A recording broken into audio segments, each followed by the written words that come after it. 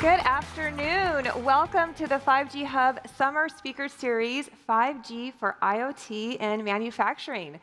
My name is Erin Raney. I lead the Tech Experience program here at T-Mobile, and we're excited to have you join us now for our 4th session here at the 5G Hub.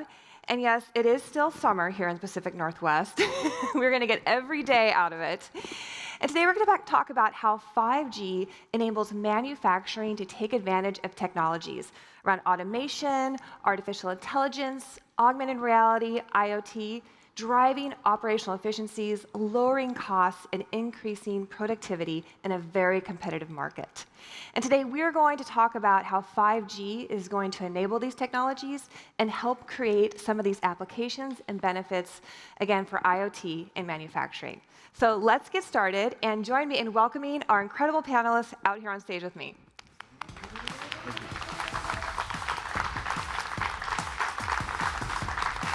Welcome. Oh. All right. Okay, you guys are in for a treat this afternoon. We have some incredible panelists, and I'm going to do some brief intros. So first we have Dirck Schou, who is CEO of Taqtile. Taqtile is an augmented reality work instruction and collaboration software provider, creating the tools of tomorrow to improve processes and workflows, train the next generation of hands-on workers, and eliminate the barriers between machine and operator location and time. With strengths in starting and growing businesses, Dirck is passionate about designing and delivering new solutions to old problems, enabling business continuity and growth, and positively impacting people and industries. Welcome, Dirck. Thank you. All right. Next, we have Ajay Rane. Ajay is currently the head of worldwide IoT business development at Amazon Web Services. His team works with leading communication service providers to transform their IoT and 5G businesses through cloud-related innovations to unlock growth. Ajay is a customer-obsessed veteran of the telecommunications and semiconductor industries with a track record of delivering value through innovation. Previously, Ajay managed IoT ecosystem partners as VP of Business Development at Sigfox and led productive management for LTE chipset as VP of Marketing and Business Development at Mbit Wireless. Welcome. Thank you. All right, and finally, we have Byrne, Senior Member of Technical Staff here at T-Mobile. Cameron is focused on IP network infrastructure. Cameron joined T-Mobile in 2005 and has since led several innovation projects, including scaling the network backbone, including scaling the network backbone 1,000 times over the last 15 years, introducing MPLS to the T-Mobile transport backbone, automated DDoS mitigations, and developing the set of technologies that enabled T-Mobile to globally launch the first IPv6 only Android and Apple phones, which has now been extended into T-Mobile Home Internet solutions. Cameron has published 3 IETF RFCs and has 17 granted patents. Welcome, Cameron. Thank you.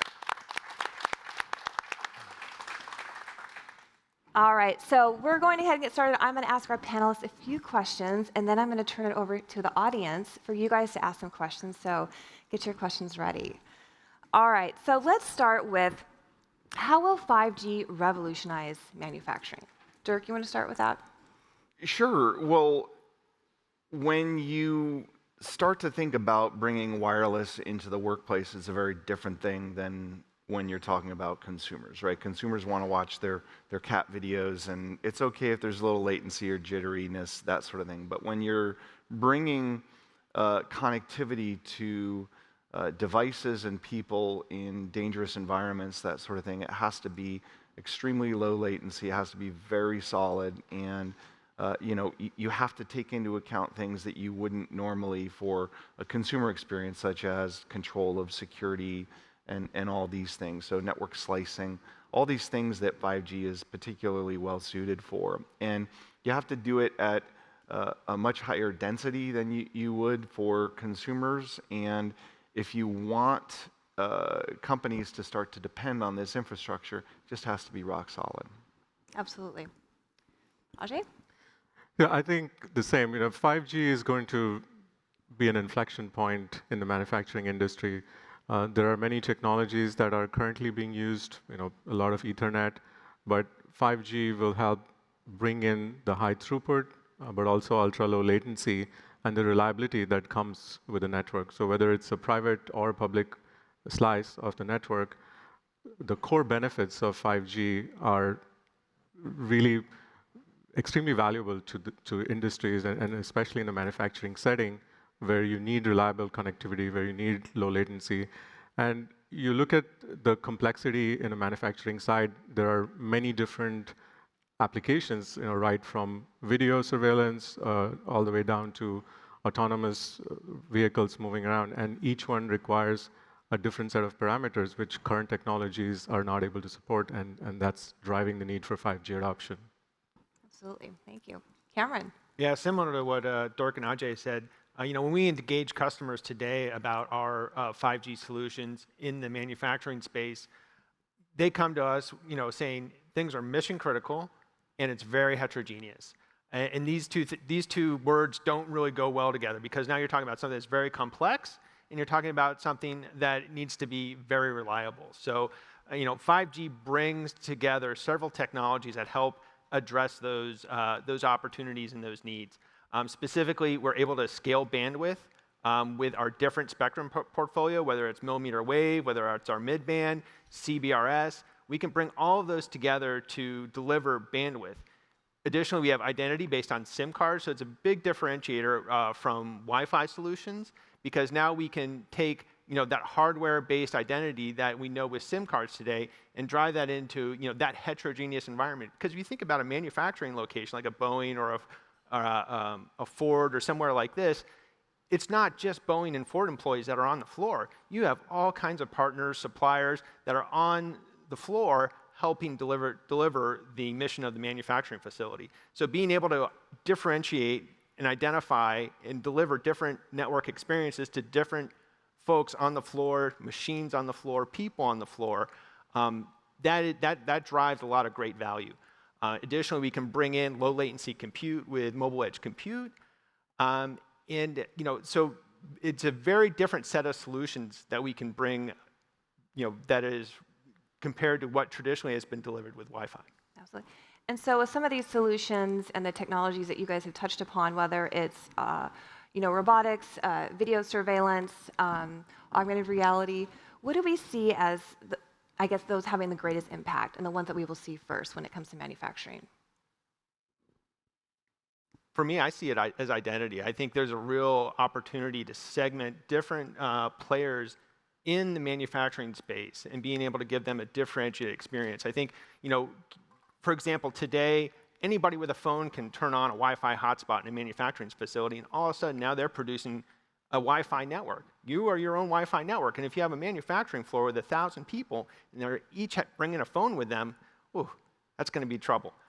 So being able to differentiate those folks, use different types of spectrum than what's available on a commodity phone today, and being able to lock down that identity based on a SIM card, I think that's going to be really critical to providing a high-quality experience that is also secure. Okay. Another example I can give is taking the advantage of or the power of the cloud and being able to develop applications that are cloud native and be able to seamlessly bring them to the manufacturing site. And for example, when you look at robotics, training robots and bringing them up on a manufacturing floor is a complex process. And if you're able to create those models and train them in the cloud and then deploy them, that reduces the time to onboard a new robot. And the same thing with other AI/ML applications and being able to take advantage of all the services that you can deploy in the cloud and seamlessly bring them to a local setup, whether it's an Outpost or some other type of technology, cloud native application that can be deployed inside a manufacturing site.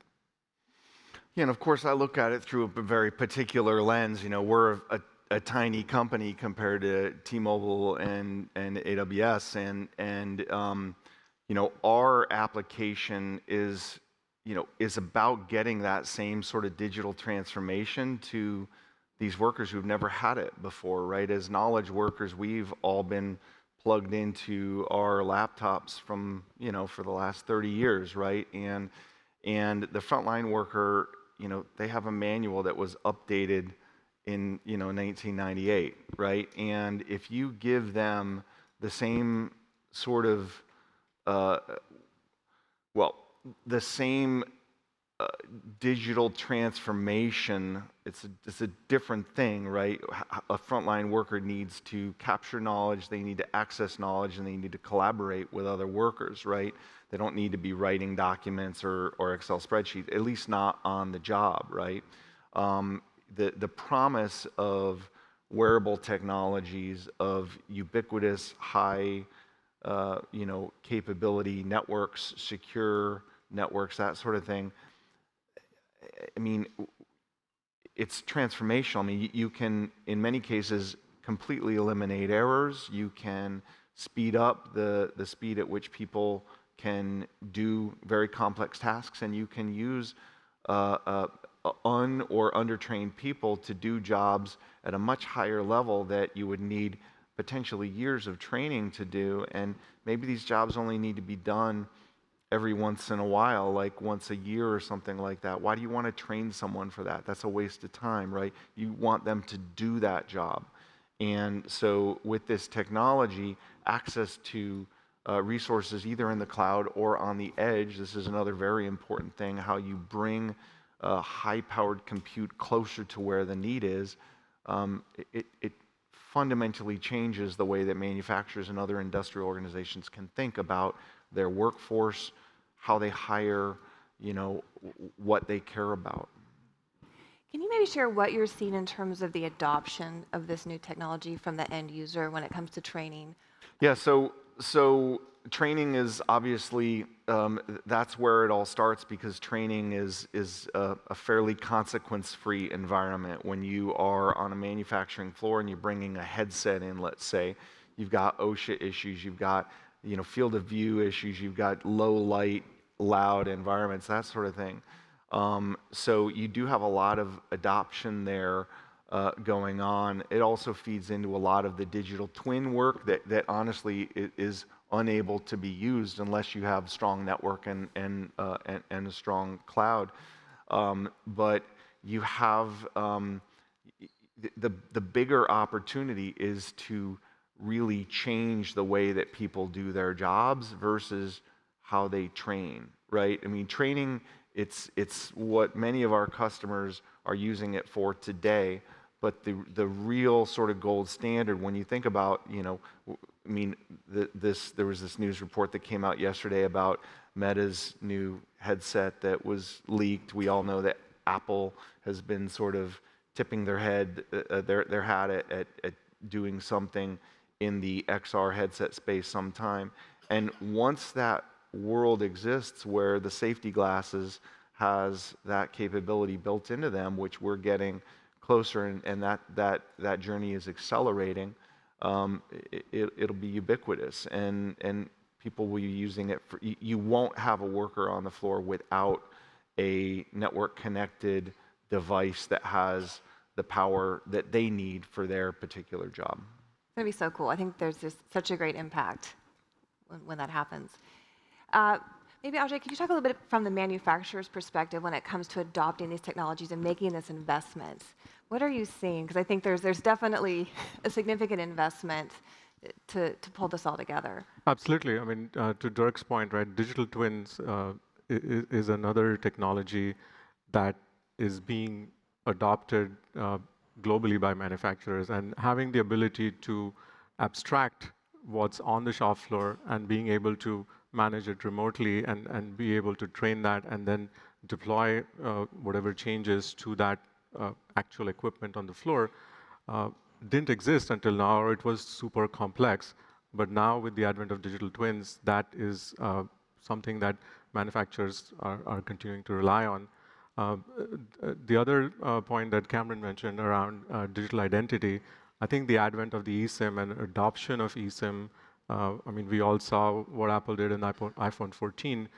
That's even more relevant in the context of IoT and manufacturing and device identity, and being able to provision them remotely, manage them. So those are the two technologies that we see. And of course, upstream now, once you have all this data, using AI/ML for analytics and drawing business outcomes and inferences that have real impact to the productivity and hence the bottom lines of manufacturers. Absolutely. So I want to go back to connectivity, and Cameron, I'm going to ask you this question because it actually was one that was submitted during registration. Is why not Wi-Fi? Yeah, I think it comes down to our ability to use different types of spectrum helps us segment out different opportunities and slices. So we're able to use millimeter wave, mid-band, low band. We're able to set up scenarios where things work great inside the factory. You roll out into the shipping area outside the factory, it still works great. You need to go to an off-site finishing facility with a third party, it still works great. So our ability to provide that connectivity in the factory, outside the factory, at a third-party location is critical. And then, as we mentioned before, identity, capacity, and then also being able to couple it with network slicing technology, which allows us to really bridge the gap between the manufacturing shop floor and the cloud. So Dirck was, before we came on stage, he was telling us about a scenario where there are very high fidelity CAD drawings that need to be accessed. And to be able to manipulate those drawings, you need to have a high capacity GPU computer. You're not necessarily going to have access to that on the floor, but with a 5G connectivity and a slice dedicated to accessing GPUs and, for example, the AWS cloud, you can manipulate that drawing. You can drill around, spin it, and really dive into it. And these different slices can be provided to different parties on the manufacturing floor depending on their need to see it. So we can bring the power of the cloud into the manufacturing facility, and we can bring it at a low latency with really infinite capacity. Okay, so yeah, so many opportunities where it's safety, training, and just saving time is going to significantly reduce the cost. Yeah, there's a lot of it's as I mentioned before, it's a very complex environment on the manufacturing floor, and just being able to enable these things, this access to compute in real time, just solves so many problems. Trying to be able to get IT infrastructure onto a shop floor, very challenging, especially with so many parties involved. Absolutely. Yeah, so speaking of that, parties involved and talking about ecosystem, when we talk about 5G in manufacturing, I'd love to hear from your perspective, who's in this ecosystem? I've heard a little bit about cloud, the workers, the manufacturers, but who do you see coming together in this ecosystem to make all this work? Yeah, I mean, well, from our perspective, again, we're very much at the application layer, right? So our application has to have a solid network, has to have 5G in order to reach the end customer. I mean, we're doing some stuff with the Department of Defense that they're doing around testing 5G on military bases. These are tens of hundreds of square miles, and you have a maintenance worker working on an aircraft out there on the on the tarmac, and they have an application, they have a headset, they need connectivity. Some of that maybe it's public-private 5G. There's a whole lot of different players from an application perspective. There's IoT. There's typically a work order management system that may be something like IBM's Maximo or Salesforce or something that drives that's the system of record, right, where the military has all of their maintenance equipment, and then the output needs to go back into that system, and it's a whole lot of different players. I'm sure Ajay and Cameron have more more low-level folks that you can think of that would play a part of that. Absolutely, and from looking at the ecosystem, if you're considering from just a manufacturing perspective, there is a whole set of players that come in there. But I'd like to also point out, there's the broader ecosystem which starts from the cloud. Looking at ISVs that create applications that can be deployed all the way to the edge in the manufacturing. Then on the network side also, right, having the right RAN vendors, the core vendors the OSS, BSS vendors, all of them need to be ready to be able to support the transformation or transition to 5G. And then once you go to the network edge and move away into the near edge or the far edge, again, there is a whole set of technologies and vendors that need to be ready to be able to support that. And we can see that the industry is evolving, and every day there's progress that's being made. So it's a very, very exciting time. And then once you go out to the actual factory floor, there's another host of ISVs and hardware vendors, all the way down to the folks that make the robots, the cameras, and if you go down further, the modules that enable some of these equipment that currently may not have 5G and be able to transform brownfield equipment to connect to 5G. And then all the way down to the chipsets, where you need to have core technology enabled in the chipset itself, be able to seamlessly connect all the way from the device to the cloud and everything in between. So holistically, I think the entire ecosystem needs to be ready, and we believe it is, and more players are coming on board every day. Cameron, do you have anything to add to that? I don't want to get myself in trouble by mentioning any specific names, but yeah, we're heavily engaged in several different verticals, across self-driving, manufacturing, petroleum, all these different areas. It's very, the common theme though, it seems to be connectivity, which is really table stakes that T-Mobile knows well from how we run our national network, but also latency. So we see a lot of what customers come to us with is requirements around latency. How can I get latency down? And so we're very tuned into how to address those problems, how to have as much capabilities local in the facility such that we can really meet those diverse needs in the facility.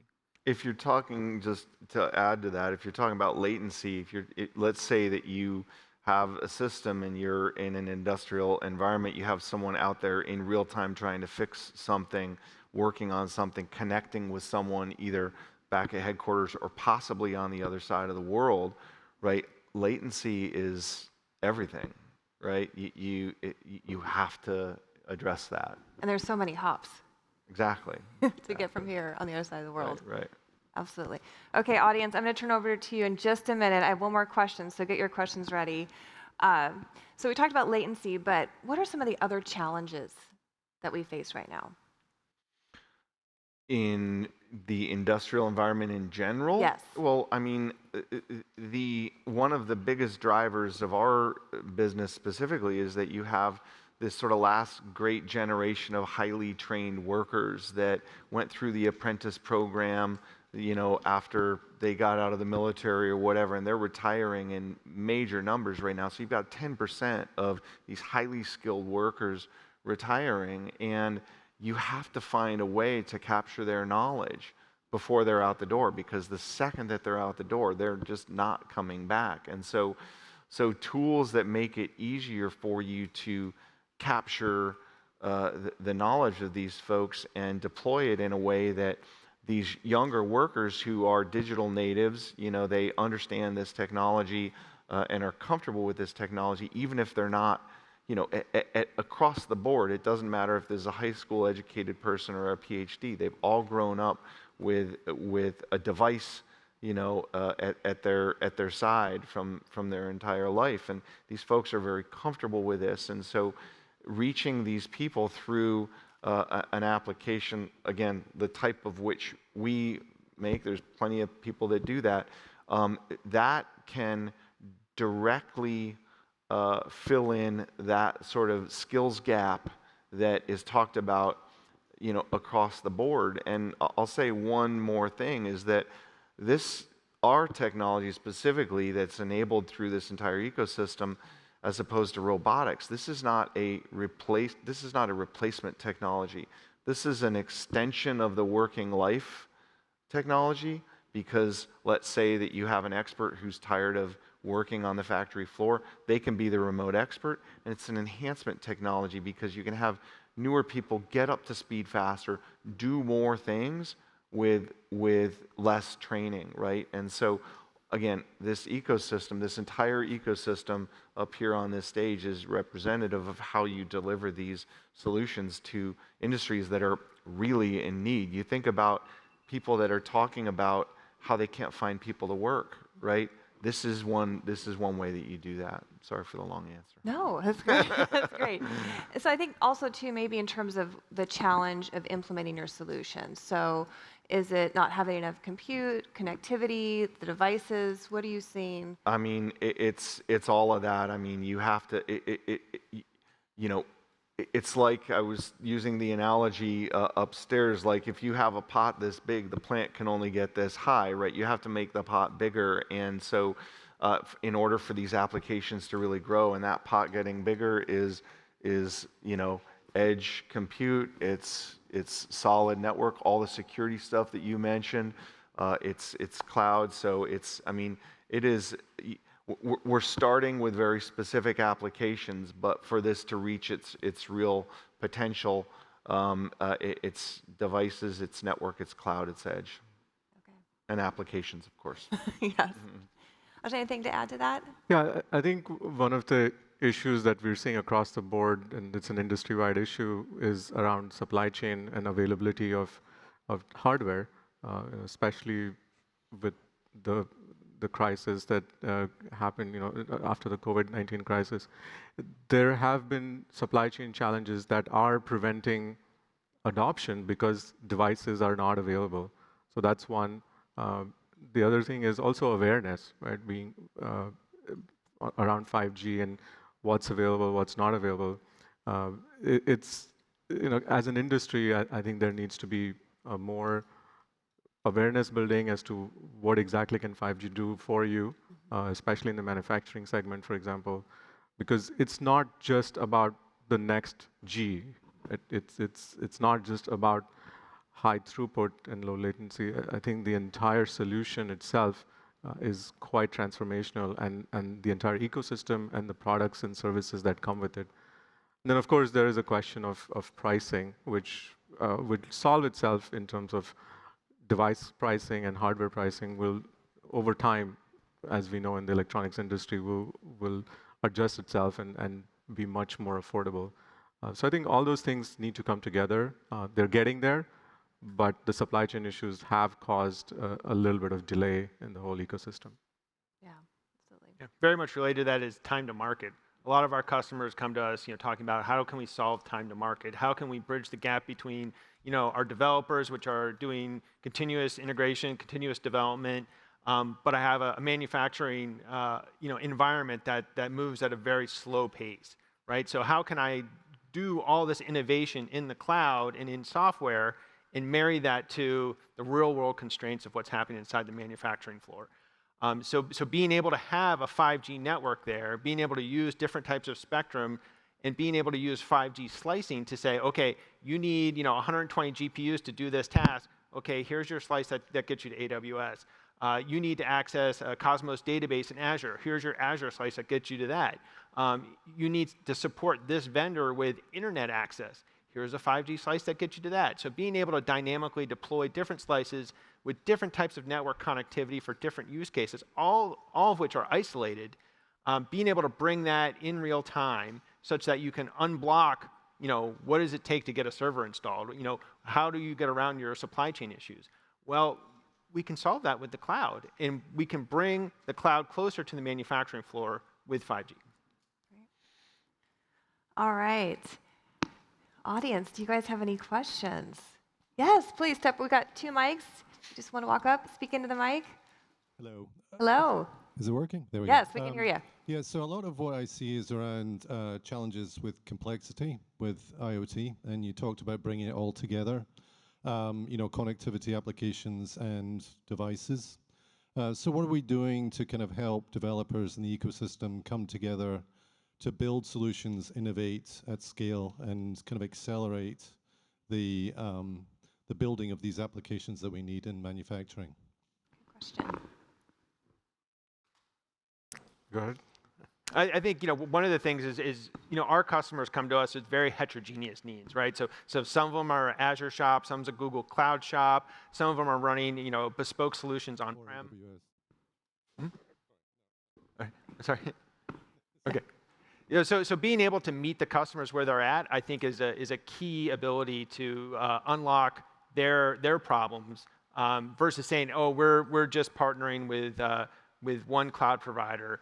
We're able to facilitate your existing development environment without enforcing new requirements back onto the developers.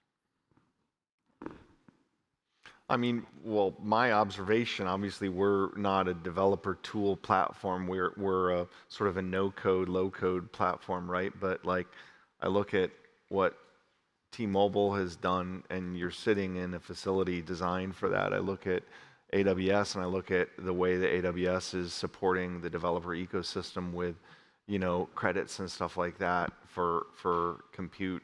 I mean, that's like we've taken advantage. We're a result of the 5G Open Innovation Lab, which T-Mobile was the very first investor. I think I see one of my classmates over there, and we went into the 5G lab like in April of 2000, which was just a crazy weird time to be in the software business and in any business, but our business had its own challenges. And as a small developer, we've been incredibly well supported by T-Mobile and AWS. And one of the other ways to look at it is, and going back to what AWS is doing and others as well, is to remove the complexity in the entire system and looking at helping developers, whether you are a module maker or a device maker, and abstracting some of the complexity by taking advantage of some of the services that we have in the cloud. That can help accelerate the development cycle. And then on the adoption side as well, there are many other things that we can do, such as working with ISVs who are able to, again, bridge that gap between taking a really complex problem and breaking it down into some undifferentiated services from the cloud providers and then bolting them on and making it easier for the ISVs, for example, to focus on what they're doing. I mean, and one of the best examples is if you look at what happened in the smartphone ecosystem 10 plus years ago, where iOS and Android were able to take away all the complexity that was in the OS stack on the smartphone. And that resulted in this massive ecosystem of ISVs and even high school kids who could launch $1 million app because all the complexity went away. And then being able to monetize it through the App Store and in our case, through the AWS Marketplace, those are some of the mechanisms we need to take from the past. And by the way, we are already doing that in this decade, and that will help accelerate adoption as well. Great. Thank you. Thanks. To that gentleman's question about what is happening to help the developers, I just want to add a plug to T-Mobile, what T-Mobile's doing. So T-Mobile has a Dev Edge platform that we're building and launching, and some of it is around IoT as well. So hopefully going forward, just like how Cameron was saying, the idea that Dev Edge is doing is to take the solutions where the developers are, be it AWS or Azure or GCP or anything else. I just want to add my plug there. I work on Dev Edge as one of my platforms. The question that I have is, you all talked about some of the key problems that around latency or high throughput that you're able to solve with 5G, right? And it seems like it is not the public 5G that will solve some of these problems. As you tune some of this with slicing or any other parameters, the technical solutions will come along the way. But do you also see work coming along the way in terms of solving the net neutrality problem so that by the time the technical solutions come into place, you don't then start to see hindrances around FCC talking about net neutrality and other concerns? Well, I think net neutrality applies towards internet access. So a lot of what we see in these scenarios is it's a private network, right? So it's a private network. private licensed spectrum. So those things don't necessarily come into play.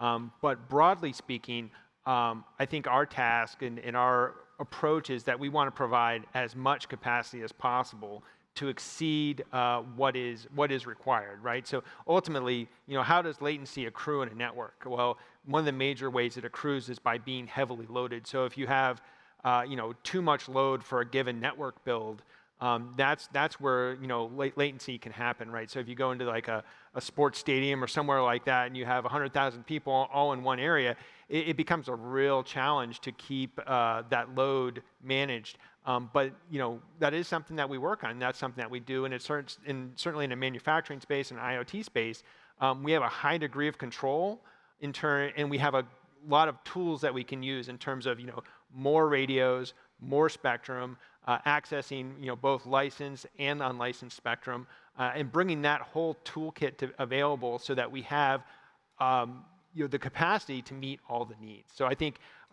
specifically on latency, the solution, our first solution is always more capacity.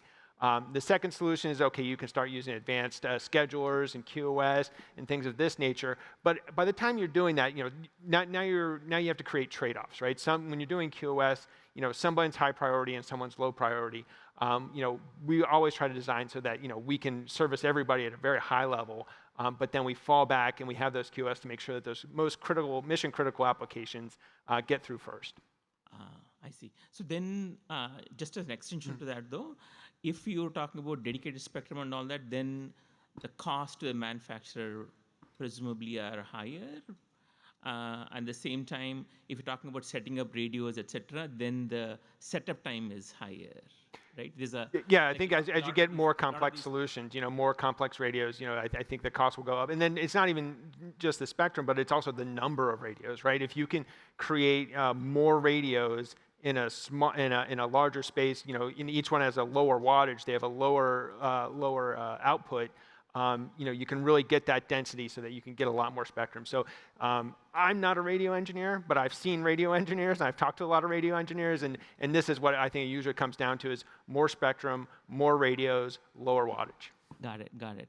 So how about others? Any net neutrality changes that are going along the way to support some of these manufacturing changes, or is it same as before? Okay, thank you. Thank you. Thanks. All right, want to go over here?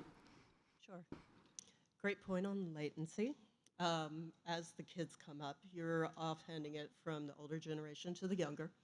I'm going to ask a question for each one that fits into the whole ecosystem. One, how do you allow for it to not just be a hub and spoke architecture, and how do you allow for AI and ML to train upon the training you started with versus the training that they need? Two, how do you instigate something that would be peer-to-peer versus hub and spoke, as I said? Would you use Greengrass, Snowball, something else?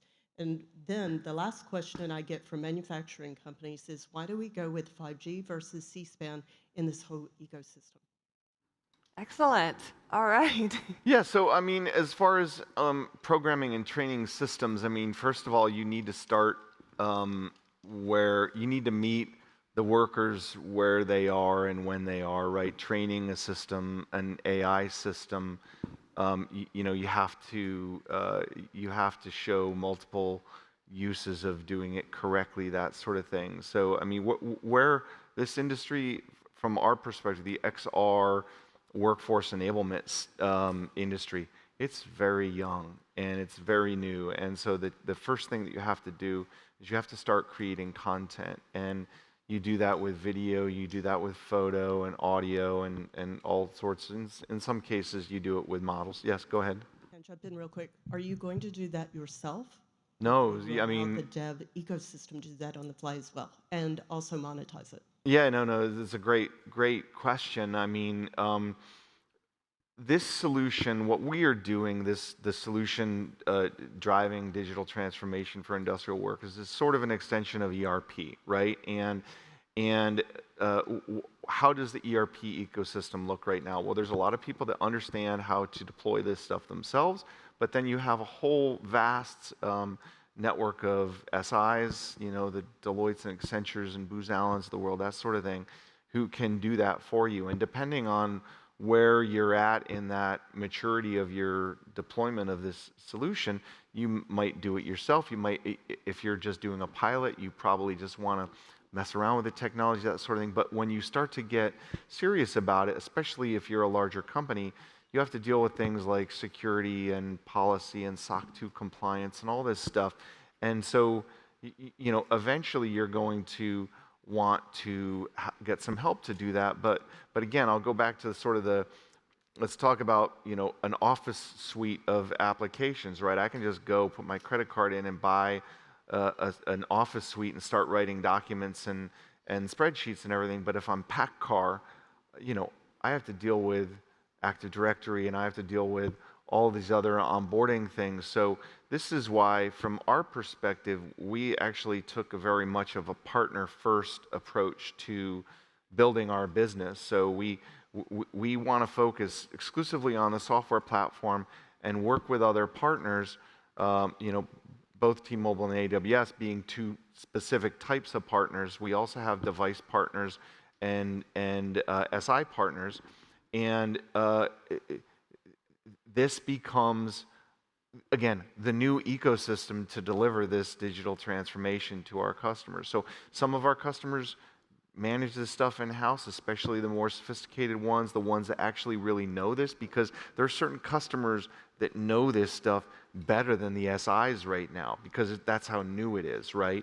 But we have worked with a lot of the SIs, again, like Booz Allen Hamilton being a very strong partner of ours who's done a lot of these implementations in Department of Defense, who, by the way, is really leaning into this technology hard. All right, next question.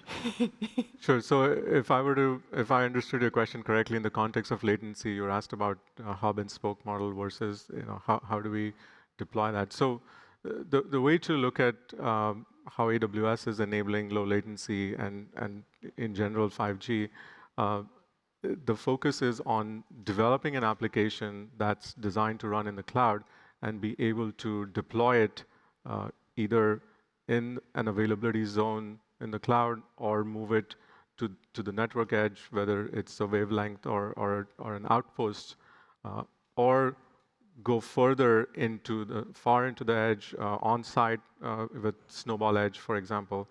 And now the latency that you get from from running the same application at a different instance is going to be quite different. And that's how we address that. And then on the device side itself, we have multiple technologies. So if you're a chipset maker or module maker, then we have FreeRTOS, which will enable you to connect those devices directly to the cloud. Or if you want to go one step above, where you have devices that run Greengrass, so those are pre-provisioned and will connect to our cloud directly. So that's how we look at this, and it's not exactly an hub and spoke model when you talk about the cloud, because there are different latency parameters that come into play depending on where you launch your application, where you're running it, and also on the device side, which type of devices you're trying to connect using the different technologies that we have available. So, talking about the peer-to-peer as well, and just getting that latency down, it was funny. We were backstage talking with Erin, and she said she's been with T-Mobile for 22 years, and I was like, oh my God. I usually walk into a room and I tell people, oh, I've been here for 16 years, and they're all, oh, wow, you old timer. I'm just like, no, I feel like a short timer.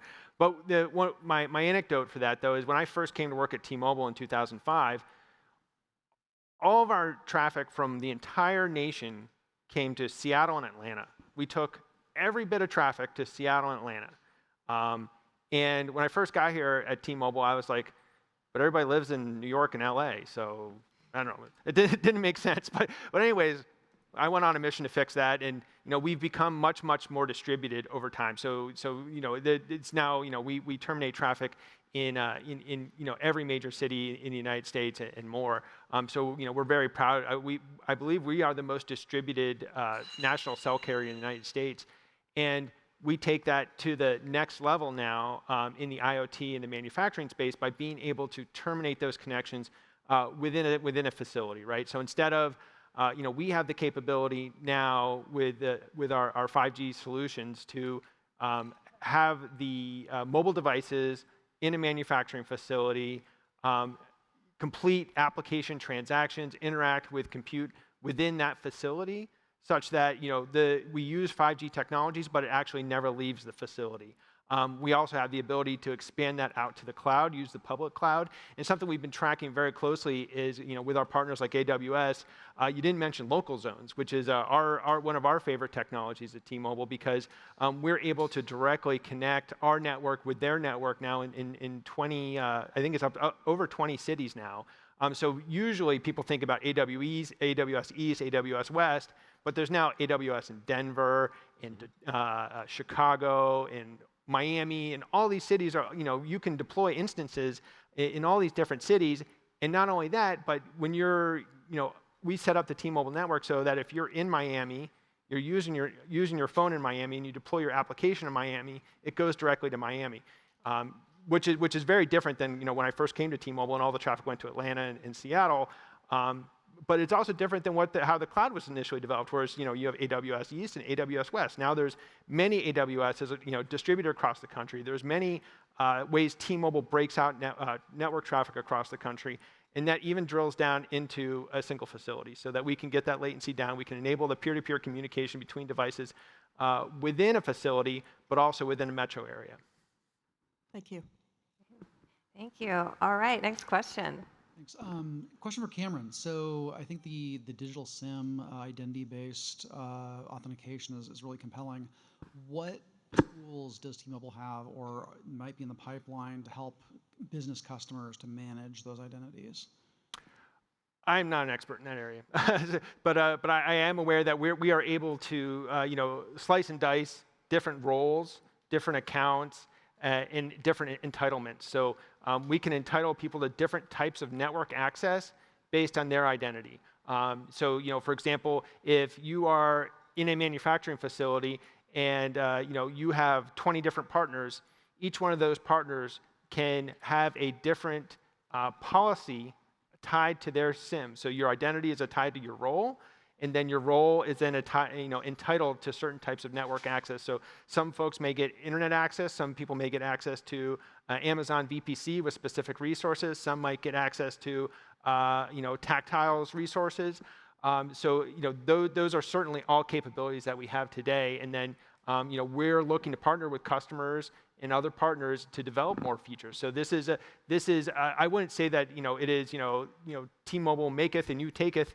It's not the case. It's more like, let's partner together, see what the problems are, and then work through them. Because I think we have a lot of building blocks that can be put together to meet a diverse set of needs. Great, thanks. Hello. My question is on how does 5G and IoT in the manufacturing space leveraged to enhance employee safety?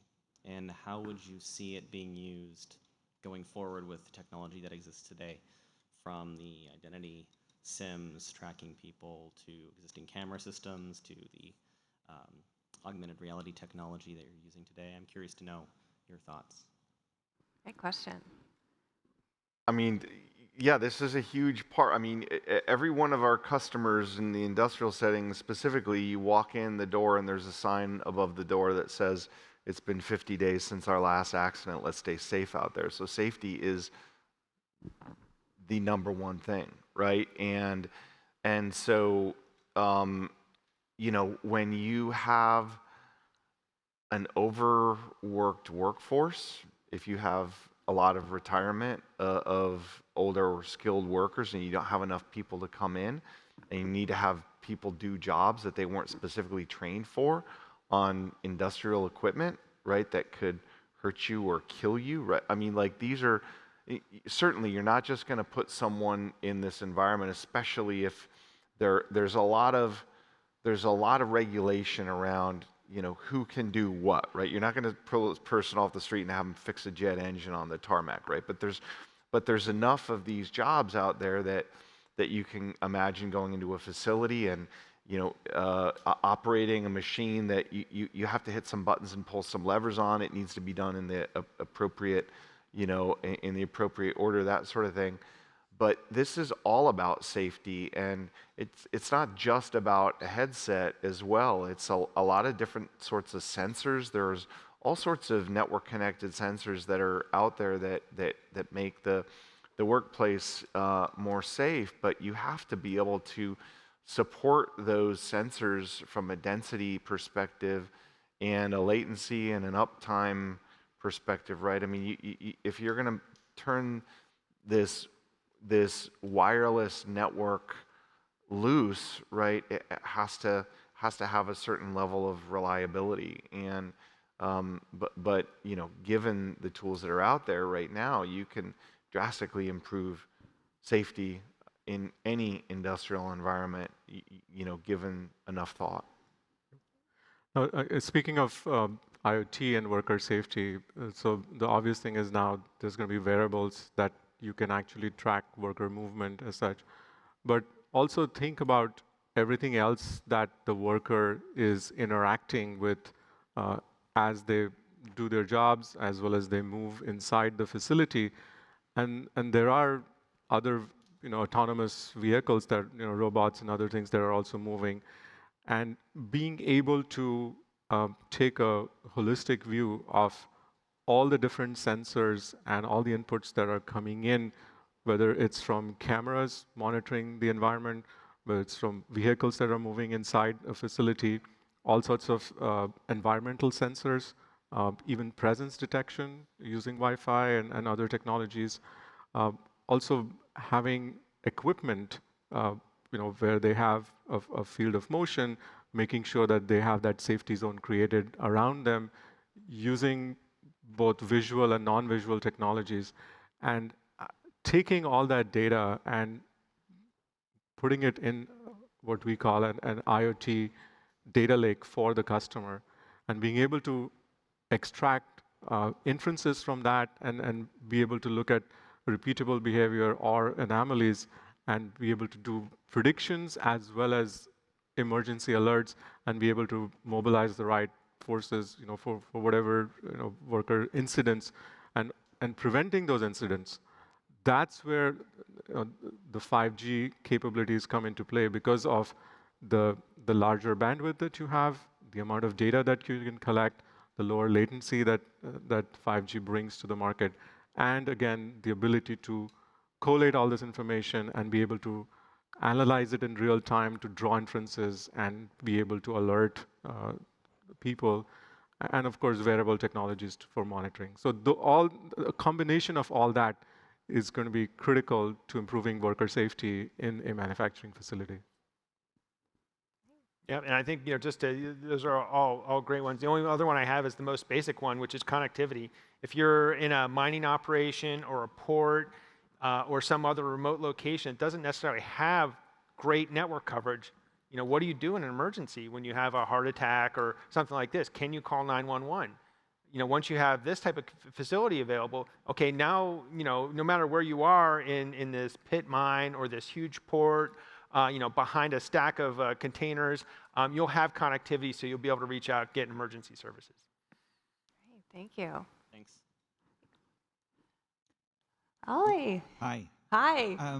I operate a SaaS that lives on AWS, and one of the pieces that we need to track is traceability of cold chain.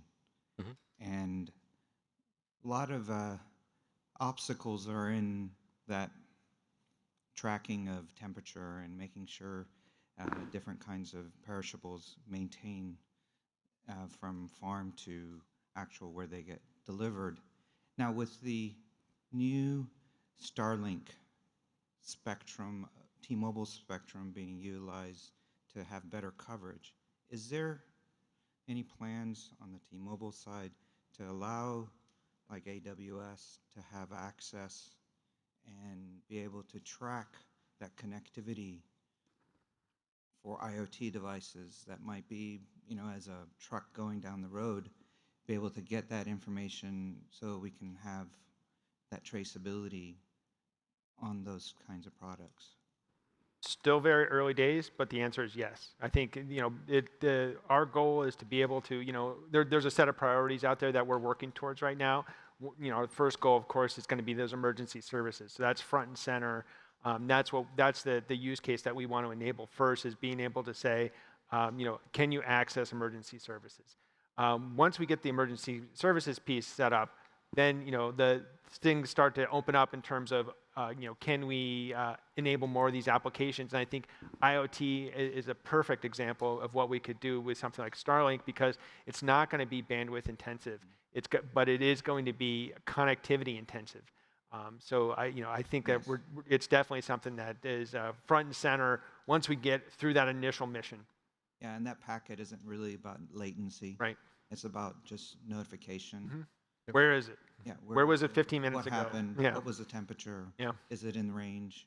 Mm-hmm. At all times. Okay, cool. And if I may comment, without getting into Starlink and what T-Mobile is, obviously I can't speak for T-Mobile, but as an industry, I think what's foundational in these technologies is the fact that 3GPP Release 17 for NTN, non-terrestrial networks, enables you to use your existing NB-IoT or CADM devices without making any changes to them and be able to connect directly to NTN networks, right, non-terrestrial networks with satellites. And having a band that is assigned to it, bringing that under the 3GPP umbrella, we believe is transformational. And for outdoor applications, especially in the cold chain space and many others, being able to take advantage of that technology and then being able to send a message. And then if you go even one layer deeper, looking at network APIs from our CSP customer partners and using them to do additional geolocation capabilities, especially if you're doing cold chain, battery life is a huge concern. Now, creating a device without GPS and being able to take advantage of some of the network APIs, like GMLC or SMLC, those, and then in the future, looking at even more fine, precision geolocation using RTK, for example. We believe taking advantage of those network APIs along with the 3GPP Release 17 NTN capabilities, that could completely transform the whole cold chain business and many other applications, including CV and AV type applications. So it's really exciting what's happening out there. Looking forward to that. Thank you. Great. Thank you. All right. Any last questions? Oh, we'll do one more. Just a quick manufacturing-related question. I know 5G IoT for manufacturing is early, but what are some of the measures of improvement that you're seeing, whether it's defect reduction, quality improvements, reduced downtime or maintenance? Are there some common ones that you're seeing from your manufacturing clients?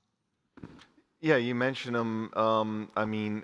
In some cases, complete elimination of errors, really incredible enhancements in speed to training. And again, like the idea of, in some use cases, training is optional, right? If you can follow along, even if you're using an iPad, if you have an iPad and you have a well designed application that sort of uses the augmented reality capabilities through an application like ours, where it tells you what button to hit, what lever to pull, that sort of thing.